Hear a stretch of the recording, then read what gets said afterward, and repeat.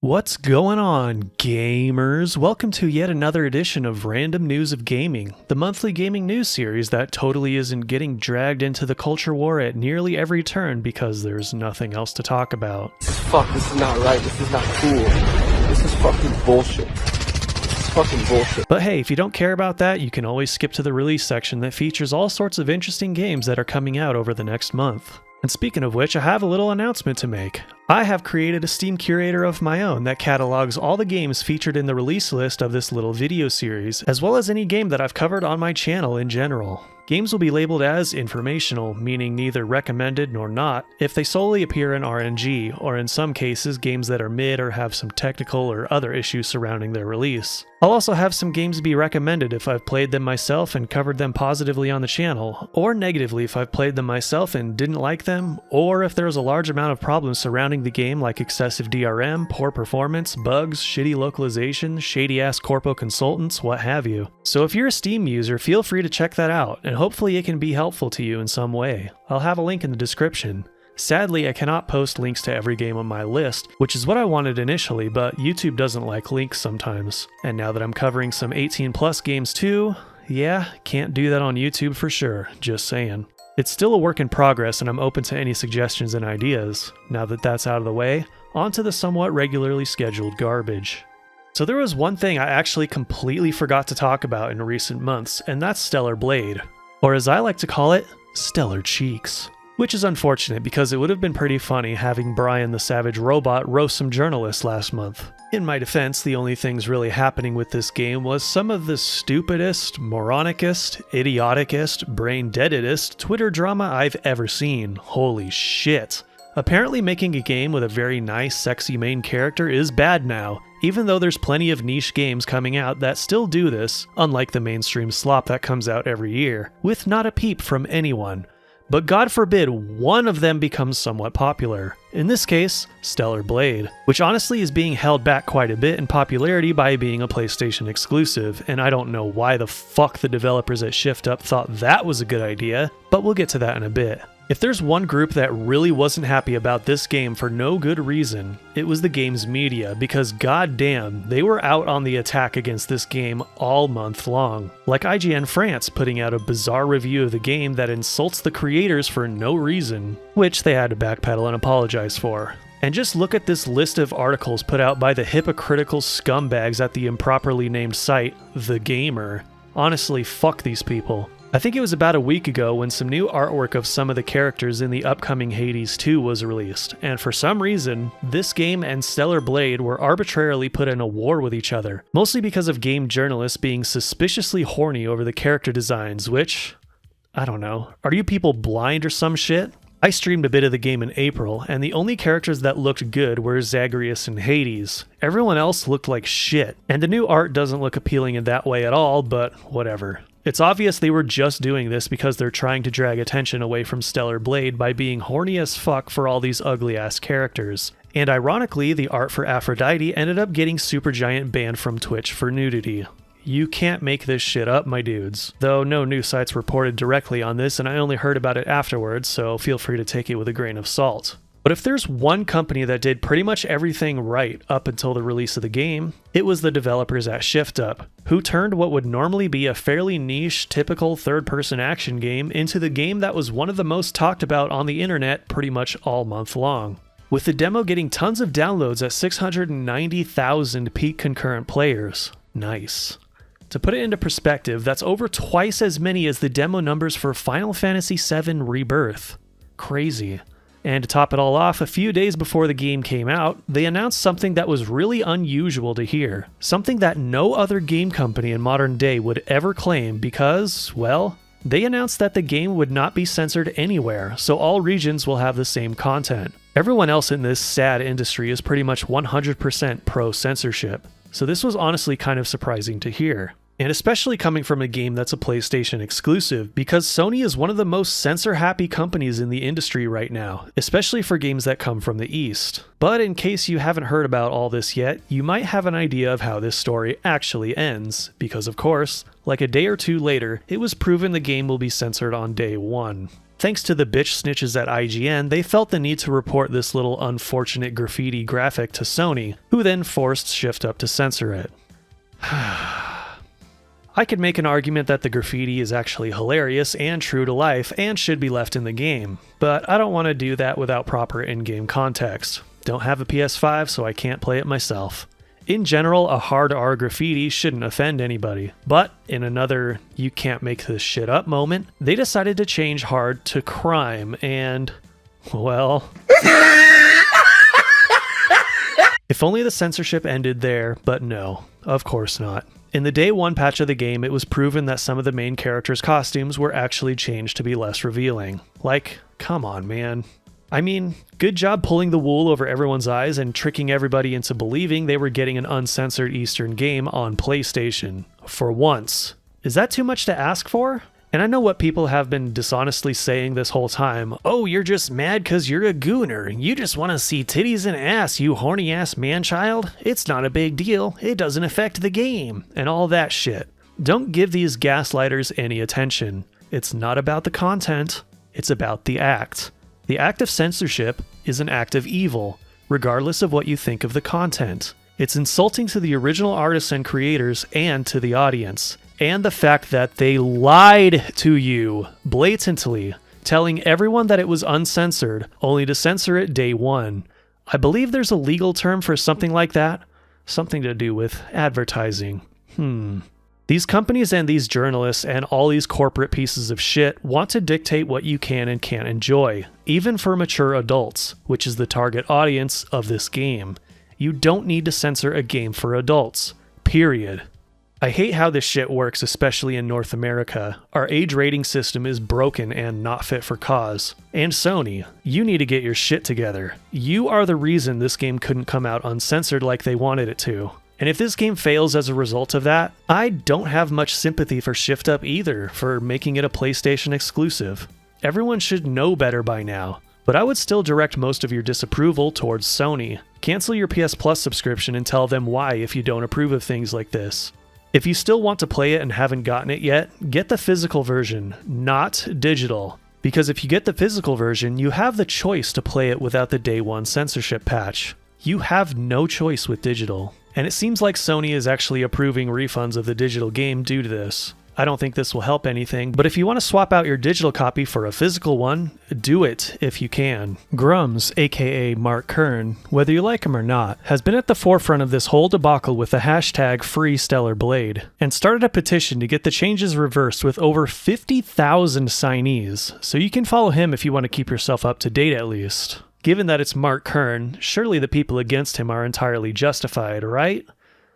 Oh. Listen, I'll up the number, okay? 30K to anyone who'll make this dipshit disappear and make Eve's breasts bigger. Okay, you have to do both. Alright? Because then it's a win-win for me. What a Whatever. The important thing is that this game needs to come to PC so hard. But that's enough about this topic. We got quite a lot of stuff to go over this time. Let's move on and see what's going on the other side of the fence, Xbox. Hellblade 2 is coming soon, guys! Well, goddamn, here we fucking go again. I don't know how you couldn't manage to get a single-player, half-walking simulator to run at 60 FPS on the most powerful console on the market. Come the fuck on. And I don't want to hear any goddamn excuses. 60 should be the minimum for consoles at this level. I don't care what you have to do. Kick the graphics down until the game looks like ass. Just give the players the option to play at 60. Seems like neither of these consoles can have a solid popular exclusive release these days without some sort of bullshit surrounding it. Moving on, we have a few showcases to go over. The first is the III Initiative, which is meant to be a showcase of a bunch of indie games that are coming out soon. Ish. You won't see some of them until next year, unfortunately. But if you're tired of all the drama, overpriced ripoffs, and bullshit of the mainstream game industry, I'd strongly recommend checking out showcases like these, and see if there's a game that appeals to you. And if it's not coming out soon, go check out what else some of the developers have worked on in the past. If you felt like you've been in a gaming rut for a while, this is the way to go. You gotta start doing your own research because, well, The big companies just aren't interested in putting out games that are just good. I'll have a link to all the showcases in the description if you want to see for yourself, and not to worry, I'll be keeping tabs on the release dates of most of them, so you'll see them in the release list whenever they come out. Alongside the III initiative, there was also the Nintendo Indie World Showcase the next week, which was a lot worse. Like, a lot worse. Less games, less average quality, which is subjective, I know. More talking, and even a game published by Atari, which means it's not fucking indie, god damn it. Even the so-called professionals at Nintendo, probably Nintendo of America since most of the games are Western, can't even get this shit right. But there's a few things there that I'll have on my release list eventually too. Lastly, we have ID at Xbox at the end of the month, and game-wise, I thought it was a little better than the Nintendo one, I guess. But what the fuck, IGN?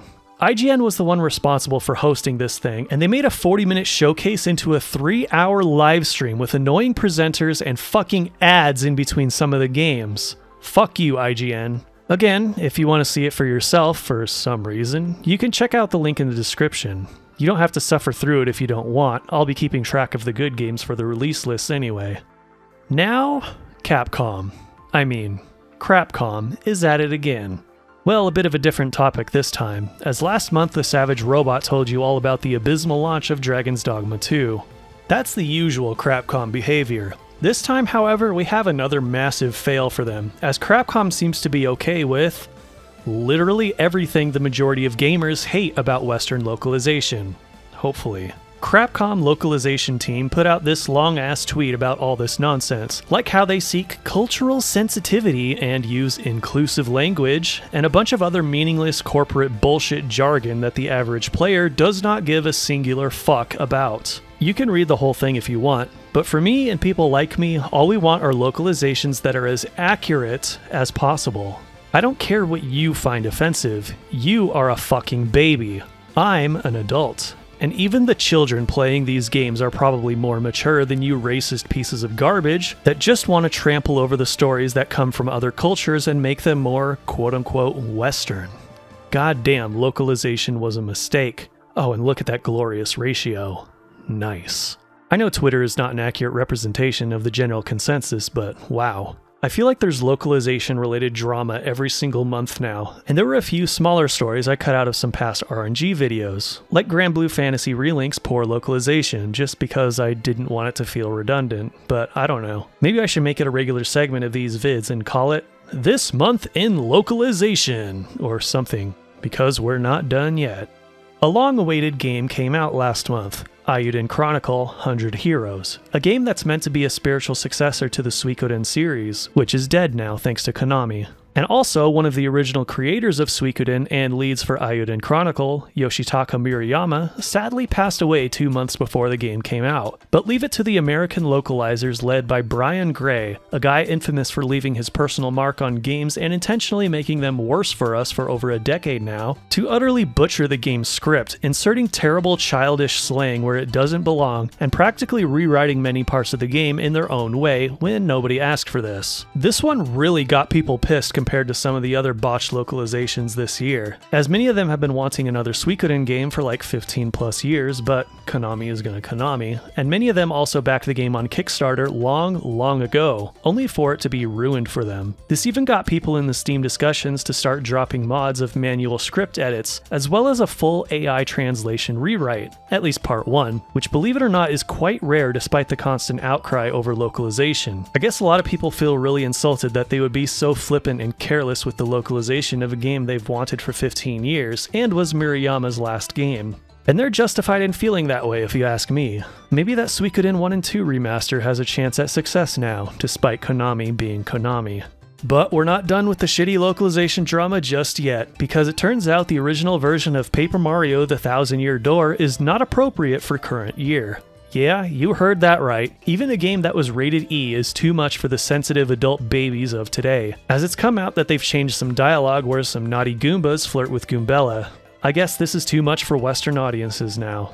I don't know if some of these changes are being made to be more accurate to the original Japanese version or not, because that's what's being rumored for some of the other parts of the game, but we'll find out eventually once it comes out. Maybe this isn't something you care about all that much, but one thing you should be aware of is that the game is somehow going to play worse than the original. Yep, not just Hellblade 2. This quote-unquote remaster will be locked at 30 FPS. Are you fucking serious? Remember that this is a game where precise timing is a major part of its battle system, so this is going to be an actual problem, and I don't understand how a game like Mario Odyssey, which looks really detailed by comparison, can run at 60 FPS and this game can't. I know the Switch is underpowered, but there's still no excuse for this. Just be aware of this if you planned on buying it. In more Nintendo news, we have another case of them being straight up anti-consumer again, this time taking down free content on Gary's mod, some of which have been up for almost 20 years. Like, why are they doing this now? There's gotta be some sort of motive for this, but we don't know yet. But there were a lot of rumors claiming that these takedowns were fake due to the email associated with it, but Gary himself confirmed that they were real. You can see a breakdown of the whole ordeal at this Torrent Freak article if you want to learn more about the situation. I've seen some wild speculation on what Nintendo's motive for this is, including being a preliminary action before they start releasing games on PC. Would be nice, but not happening. Don't get your hopes up.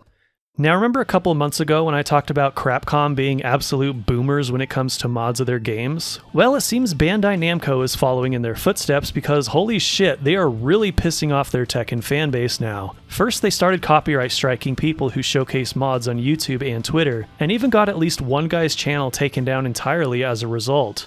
Dicks. Not only that, they updated Tekken 8 to have a shitty battle pass to try and nickel and dime their players 3 months after launch, because apparently this game cost 3 times as much to make as Tekken 7? Sounds like a you problem, Bamco. Well, at least the loads of previous positive Steam reviews will keep this game afloat, and oof, holy shit. I don't know if this will kill the game entirely, but I don't think it's going to help them in the long run. Speaking of killing games, Ubisoft is at it again, proving that you don't own anything you buy from them. And it's even gotten the attention of non-gamers, as you can see from this article by a car site called Car Throttle, that Ubisoft is revoking licenses for the game entirely for reasons, I guess. Which means you can't play the game anymore. Kind of a problem, isn't it? This is one reason among many why I never want to buy any of this company's games, even if they really appeal to me, like that Prince of Persia: The Lost Crown game. The less money an anti-consumer company like Ubisoft makes, the better. Speaking of anti-consumer, Take-Two. Well, this time they are anti-developer as they laid off 5% of their workforce, and while 5% doesn't sound like a lot, their total workforce is over 10,000 people, which means they axed more than 500 employees. Kinda odd they did this now of all times, isn't it? Remember that they're the parent company of Rockstar, the ones making GTA 6, which is likely going to be the biggest game of all time. That's the main reason I wanted to bring this up, even though I've already said everything I have to say about layoffs like this. But this also happened to coincide with them buying out another company, Gearbox. And Gearbox, well, they have a shoddy history at best. This could be them trimming the fat, but who knows. There was another bizarre major layoff in April, that being Kaioken Interactive, which is a very small developer who made the cult games Deliver Us the Moon and Deliver Us Mars. They laid off their entire team. What the fuck? And apparently they are planning a Kickstarter for another game? How are they supposed to even work on it, let alone be trusted with such a task after that? I don't get it. Now let's talk about Pokemon Go. Honestly, there isn't all that much to say about this, to be honest. They updated their player models, and they look like absolute shit, which is pretty much the sentiment across the board. Even from a normie site like this Pokemon Go hub, you can find tons of examples of people, mostly the female player base, complaining about the changes to their avatars that make them look like ugly, washed-out, androgynous monstrosities. Nobody asked for this, though apparently some of those corpos did, as it was confirmed that the SBI-aligned consultants at GamerX were involved with influencing Niantic's updates for Pokemon Go. Well, if for some reason you are still playing this shitty mobile game, I'd recommend you Pokemon Go to the uninstall app button. Mobile games are just made to suck money out of you anyway. Nothing more, nothing less. Now, a couple months ago, I talked about Tomb Raider Remastered, and how the publisher Crystal Dynamics really hates the original games. The remaster trilogy came out with only one minor alteration, which was probably a result of either ratings or the console platform's regulations. So fans were pretty pleased with it, and the developers at Aspyr, who unfortunately also worked on the disaster that was the Battlefront Classic Collection, but that's another story. Turns out Tomb Raider 3 had some images removed in an update, a couple of Lara Croft pinups that were in the original game. Fortunately, this story takes a positive turn as this was apparently unintentional, and they pledged to restore it in another update. A small win, but a win nonetheless. Lastly, let's talk about some big companies losing a lot of money. Starting with Embracer Group, which has been known to buy up tons of companies, then either let them die or sell them off. After hemorrhaging money for the past few years, I guess, they've split into 3 companies. Maybe this will allow them to actually start being productive, but we'll have to wait and see. Next, we have Square Enix, who just reported losing 22.1 billion yen, or $140 million. This was mostly a result of them revising their development process, I guess, which included canceling a bunch of projects they had in the works. Unfortunate, but not really all that surprising, as Square Enix has been shitting the bed lately quite a bit. Maybe try giving your audience what they actually want for a change? Where's my Dragon Quest Builders 3, you fucks? And last, but certainly not least, we're bringing it back, boys. It's time to laugh at Activision Blizzard again. BlizzCon 2024 is cancelled. Because of course it is. They have nothing to show us, which is probably a positive thing at this point. That about wraps up the news for this long-ass video.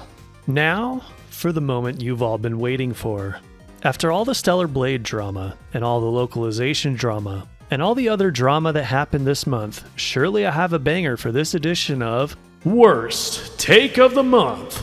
But guess what? It has nothing to do with anything I've talked about in this video so far. Shocking, I know. There's a guy on YouTube that has been getting pretty infamous over the years, who is probably the biggest Nintendo simp fanboy on the internet, who constantly makes low-effort videos full of factually wrong nonsense on a daily basis, who, despite not doing anything other than talk to his camera on YouTube in his basement, managed to get his own Kiwi Farms page, which I won't be showing here. But you could pick out so many of his videos out of a hat and get some horrendous takes and schizo moments like, Nintendo takes down Gary's mod, PC emulation is finished. Or, I just realized that every Taylor Swift song is about me. Or, Princess Peach Showtime is better than Stellar Blade. Or, a collection of videos with a weird fixation on YouTuber Ricada Law for some reason. Or how about legalize Nope, I don't think I should say that one on YouTube, holy shit. But the one I want to focus on today is strictly gaming related. A video called There Is Nothing to Play on Steam. PC Gaming is a Joke. That's right, get your padded rooms ready for this one, folks. I present to you the one, the only, Harmon Smith. I have spent the last 2 days doing nothing but playing games on Steam. That's right. I got my high-end gaming PC set up. You know, I downloaded a bunch of games. I was searching through the libraries. I was looking at the Steam store. I was looking at the Steam sales. I was looking at upcoming releases. I was sitting there for hours and hours and hours trying to find something to play on Steam. And once again, there was absolutely nothing. How about that for an intro? You spent 2 days trying to find shit to play on Steam, the largest library of games in existence, and you couldn't find anything. Are you sure you like video games, my guy? I'm gonna skip around the video a little because he waffles around quite a lot, but holy shit. Doesn't have Unicorn Overlord, doesn't have Princess Peach Showtime, doesn't have, like, you know, another Code R or Mario vs. Donkey Kong. You know, I have had so many good, alright games on Nintendo Switch this year, and Steam doesn't have a fraction of that. Now you're just straight up lying, dude. Because we all know the only reason you liked those games on the Nintendo Switch is because they were on the Nintendo Switch. You know, what am I going to play on this thing? Tekken 8 with its battle passes and its microtransactions and its censored female characters? No. Like, I'm not going to play Tekken 8. You know, I have good fighting games. You know, like, if I want to play Tekken, like, I'll just play Tekken 7. Like, I don't need Tekken 8. Okay, like if I want to play a good fighting game, I'll play Soul Calibur 2. Imagine bringing up Soul Calibur fucking 2 into the conversation of relevant fighting games, honestly. And I love me some Soul Calibur 2, but we all know why he'd go there. Bro, it's sad how much better Soul Calibur 2 looks, plays, and feels compared to Soul Calibur 6. Like, it's embarrassing listening to that awful voice acting, seeing these terrible character models, like, seeing, like, the world have so much less personality. You know, gone are, like, the epic narration, the cool original stage design, the great opening cinematic, like, the amazing music, you know, Link, you know, like the greatest character in any fighting game ever. And there it is! Of course he would go there. And he calls Link the best fighting game character ever? May I remind you the last time we had tier lists for Soul Calibur 2? I couldn't find an official one, but I did find this old forum thread from 2008 if you want to see for yourself. And here's the Tier Maker community tier list results. Fuck off with that. You don't give a singular fuck about Soul Calibur. You only like it because Link is in it. Also, Soul Calibur 3 is better than 2. Fight me, nerds. Like, you have Geralt and 2B. Like, what a downgrade. You know, imagine going from Link, the greatest video game character of all time, to freaking Geralt. Okay? One of the most overrated fantasy heroes in, like, the past 20 years. Okay? You know, nobody cares about that Elric and Melibene ripoff. Nobody! Nobody likes Geralt. Nobody likes Geralt. Dude, The Witcher has a fucking mainstream TV show. Probably shit, but still. And I remember when Soul Calibur 6 came out, people thought it was awesome he was in the game. And also awesome when 2B was added. Be gone, tourist. And it's just one of those things.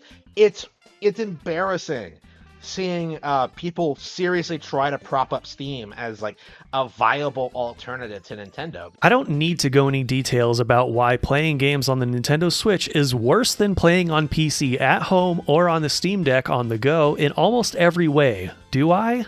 I like how he describes Steam as a viable alternative, as if Nintendo is the only thing that matters, and everything else is just secondary. But that's to be expected with him, I guess. Because, like, you know, what's the big game everyone's talking about now? Stellar Blade, you know? That's not coming out on PC. You know, Stellar Blade, that's not coming out on PC, right? You know, like, everyone knows that these games are going to come out, like, on PC eventually, but the fact that you have to wait a year...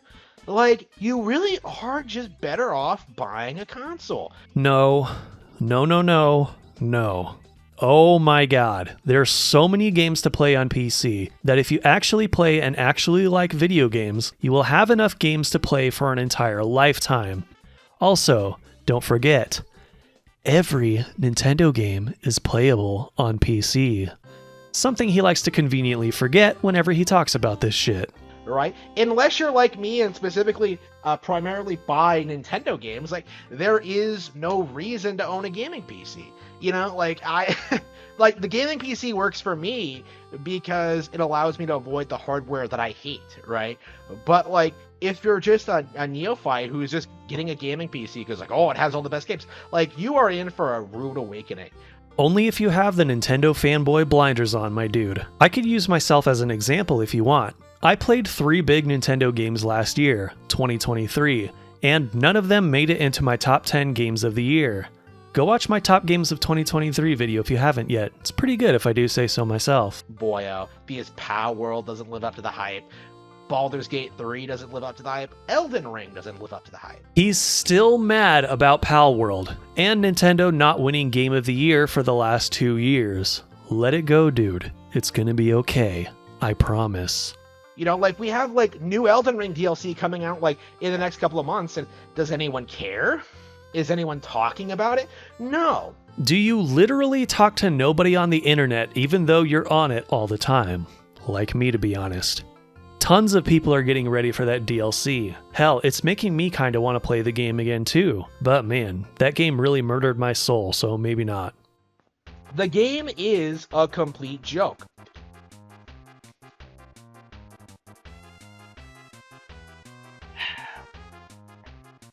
Yeah, this was not an editing mistake. He had to do this right in the middle of recording the video because why not? Gotta get your chalky milk to own the Nintendo haters, dude. Baldur's Gate 3 is just one example of just everything wrong with PC gaming. Right, it has nothing to do with like high quality video games or good graphics or good stories or like, you know, making games that are better for adults, right? It's just something targeted towards casual gamers, right? It is a mobile tier, like it is a mobile game essentially. So many awful takes in one video, holy shit. I hope you guys will understand why I chose this over anything related to Stellar Blade or anything else. Calling Baldur's Gate 3 a mobile game?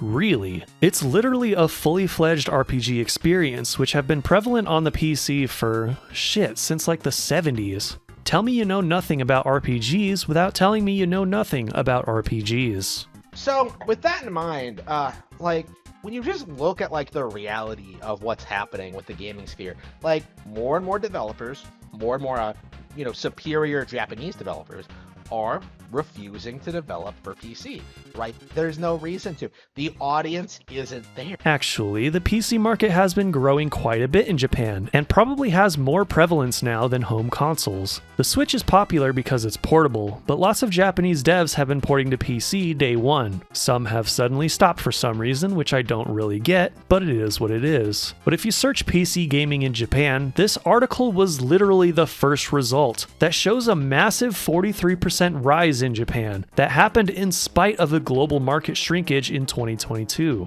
Literally clueless.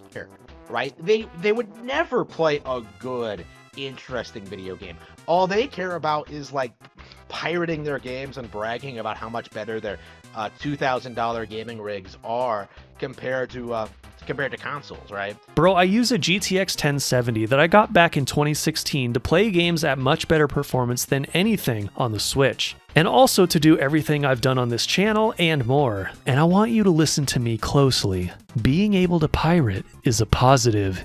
You shill. You fucking bootlicker. You corporate cuck. You know, that was the thing with Linus Tech Tips, right? Like, oh, I could build a $500 PC that is more powerful than a PlayStation 5. No, you can't. Like, it isn't possible. But, like, the narrative has kind of taken hold among the normies, people who don't understand technology and don't understand video games, that like, oh, PC gaming is better because it just is.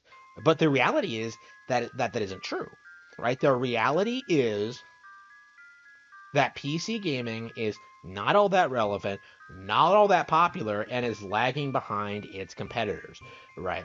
I like that little pause there. The reality is that you're wrong. The PC is better at literally everything than the consoles, except, and a lot of PC guys don't want to admit this, but I will, the only positive thing consoles still have in 2024, physical media. And once that goes away, all you have is just an overpriced digital rental box with even less consumer rights and options, with the market entirely under the control of console makers. Have fun with that. I only use mine in order to keep up with modern gaming and to dismiss games that like people like to hype up as being genuinely great. You know, the Horizon Zero Dawns, the God of Wars, you know, like... Listen, I will bash Sony's Horizon and God of Snore wannabe movie games all day long, but anyone could do the same thing to any Nintendo game. Just dismiss them as filthy casual easy slop that tricks you into thinking it's good with member berries. Two can play at this game. And now I'm getting into like Tales of Arise, and I'm like 7 hours in now, and I'm really, really enjoying it, right? This one game that could easily run on a Nintendo Switch is the only reason I have my gaming PC set up right now. Did you hear that little injection of copium there? It could run on the Nintendo Switch, you say. Maybe that headcanon is the only way you've convinced yourself into liking it. You know, I would prefer it if Namco, Bandai Namco would just port this one game to Nintendo consoles. And now he's port begging, after saying PC doesn't have games and Switch does. Got it. You know, I know you can do it. It's not that hard. You know, Xenoblade Chronicles 3 is probably way more demanding than this is. Dude, Xenoblade 3 ran like shit. Did you even play it? That game stuttered so much and had this weird auto-scaling resolution that made it look like dog shit when you actually take an even slightly closer look. Right? Like, you need to stop making excuses and port these games to Nintendo consoles. There is no reason for me to play games like this on an inferior, more expensive piece of hardware. You heard it here, folks. Nintendo Switch is superior to any gaming PC out there. Pack it up, Master Racers. You might as well just give up on the hobby or get a Switch. My god, I can't believe this is an actual person who actually thinks these things. And you might be thinking, he's gotta be a troll. Please be a troll. No. Go look at his channel if you want. He's been at this same narrative for quite a long time. I initially didn't want to cover this guy for Worst Take of the Month because it's really low-hanging fruit, but he's been making some weird fucking videos lately, and the first time I heard this particular one, I was like, wow. This might be one of the worst videos with some of the worst takes I have ever seen. I had no choice. You forced my hand, and now my brain is in pain. Thank you. Now that schizo mental torture session is over, let's go into the releases. Unfortunately, a few of the games I had written down were delayed, but I do have quite a few here that came out of early access. But not before we talk about a game that came out for the Switch and Game Boy? Yeah, you heard that right. You can get Kudzu for the Game Boy for like $50 or get it digital on Switch for $5. Looks kinda like an old 2D Zelda game. Next we have Withering Rooms, which came out of early access on April 5th. A spooky horror mystery game with some roguelite elements somehow. And it's got a really positive reception, so if you're a horror fan, definitely check it out. I'm not a horror guy, and I might even do it.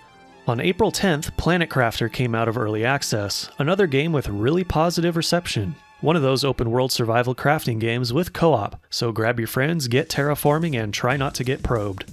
On April 11th, Revival Recolonization came out of early access, another one of those 4X strategy games for my fellow super nerds out there. Reviews seem to have dropped a bit after it came out, unfortunately, but it could still be decent. On April 21st, Hatsune Miku, the Planet of Wonder and Fragments of Wishes. What a long-ass title, holy shit. A casual 2D adventure game with mini-games featuring your favorite Vocaloid characters.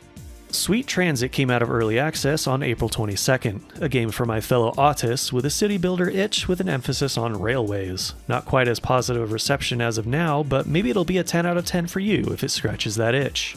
On April 23rd, Rumble Club came out, and it's completely free to play. One of those goofy multiplayer games that looks similar to Fall Guys. Since it's free, maybe I can be persuaded into playing it with you guys, you never know. Also on April 23rd, Tales of Kenzera ZAU. Watch my previous video to learn about this game because there's some important things you should know before buying. On April 24th, Virtua Unlimited Project came out, a classic-style 2D action platformer that looks like it plays like Mega Man, but has a waifu schoolgirl main character instead. You know what to do, weebs and mega boomers. Go try the demo. On April 26th, Rusty's Retirement came out, a nice little farming simulator thing, but with a bit of a twist. This game can run at the bottom half of your PC while you do other things. Talk about innovative. Now you can pretend to work even harder than you normally do. Also April 26th, Stellar Blade. We already talked about it. Moving on to May releases, we have Surmount, a mountain climbing adventure. A goofy looking procedural generation game about climbing stuff. Prepare to rage if you fall off. On May 6th, we have Plushie from the Sky, a 3D platformer action RPG chaos game thing about a girl who uses her plushie to destroy everything. Plushies of destruction and chaos. This is going to be my game of the year, isn't it? Next we have Venture to the Vile on May 7th, a spooky looking 2.5D Metroidvania with some nice looking environmental design, which means I'm adding it to my list. I'm never getting that top 20 done, am I? Next we have 4 games coming out on May 9th, starting with 1000X Resist, which is, honestly, I don't know what this is, but I think it's a very narrative-focused sci-fi game. There's a demo, so you can always try it if it looks appealing to you. Animal Well is the next game for May 9th. You may remember this as the game that was most prominently featured in Video Game Donkey's indie publishing studio, Big Mode. And it looks like a Metroidvania, so I'll have to play it, huh? But that's okay, I've always wanted to get into the well genre. Next we have Crow Country, a horror game that's a throwback to the PS1 era of horror games, graphics and all. You know, now that I think about it, maybe this style works better for horror since everything looks so uncanny or whatever. Last game for May 9th is the long-awaited Little Kitty Big City, which has been teased at us for quite some time now. Another game like Stray where you play as a cat because why not? But unlike Stray, this one seems to have a more comedic tone. On May 13th, Fabledom comes out of early access, a casual city builder set in a cartoony fairy tale style setting, another game that seems to have a bright future with that very positive rating. Now go find your magical prince or princess and expand yourself and your city across the land. Also on May 13th, Homeworld 3 comes out, a long-awaited third entry to the cult classic sci-fi real-time strategy series. I'd be wary if I were you, since the game will have de novo DRM as well as being published by Gearbox, a company with a shady track record. Just don't pre-order, wait until after launch, and you'll be okay.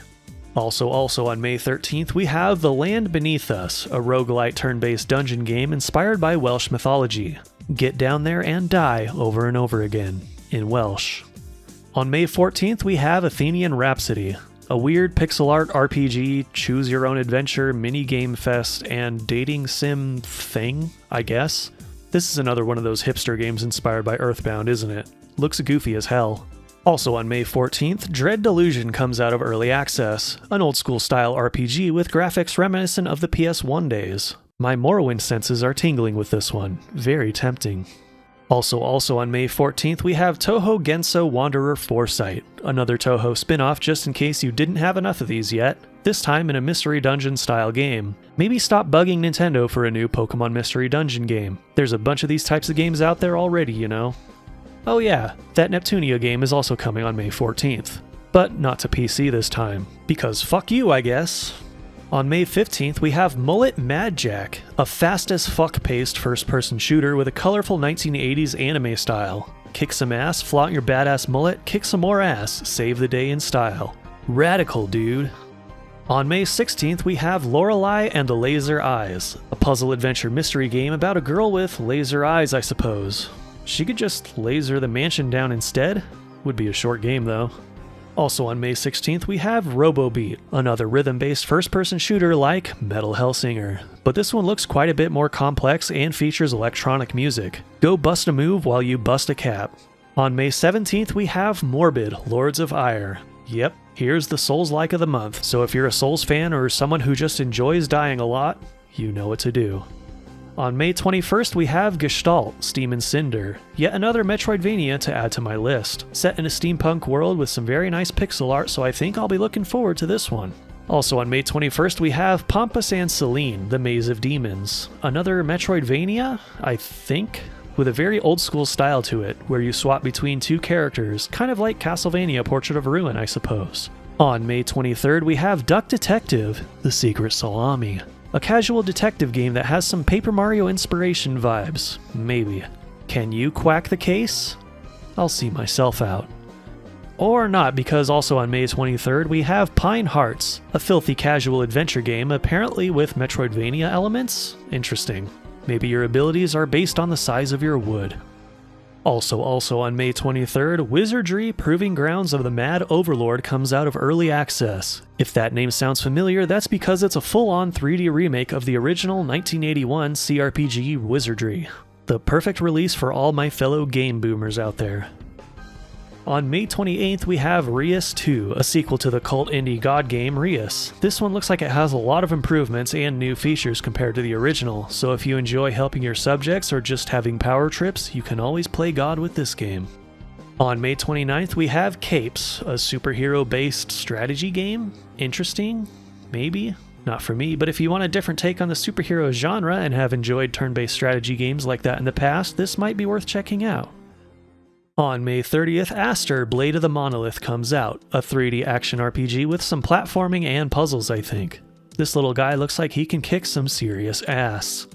Lastly, also on May 30th, we have Umbra Claw, a stylized 2D action platformer where you take the role of a colorful edgy cat who can take on the combat abilities of other animals. But we all know who the king of the jungle truly is. That's all for this edition of RNG. Finally, hopefully the longest RNG I will ever have to make because holy shit. Let me know in the comments what you think of all this garbage or if there are any games in the release list that you pick up. Hell, tell the devs I sent you if you want. Whore me out so I don't have to do it myself. Just kidding. But yeah, like I mentioned at the start, don't forget to check out my Steam Curator page and feel free to offer any suggestions to improve it. Leave a like if you liked the video, or a dislike if you're a filthy censorship supporter. Share the video around to anyone you think might enjoy it. Catch my content on Rumble or Odyssey if you want. Follow me on the X-Twitter if you want to watch me post literally nothing. Join my Discord if you want to call me cringe. And don't forget to catch my streams, which are pretty much random, except for my Monday night streams, a public free-for-all Smash Arena that starts at 3 p.m. Pacific, 6 p.m. Eastern. I think that's everything, right? Now, if you'll excuse me, I must return to my Gooner cave to endlessly goon over the fantasy of having a PS5 and playing the uncensored version of Stellar Blade. Oh, and yeah, have high standards, low expectations.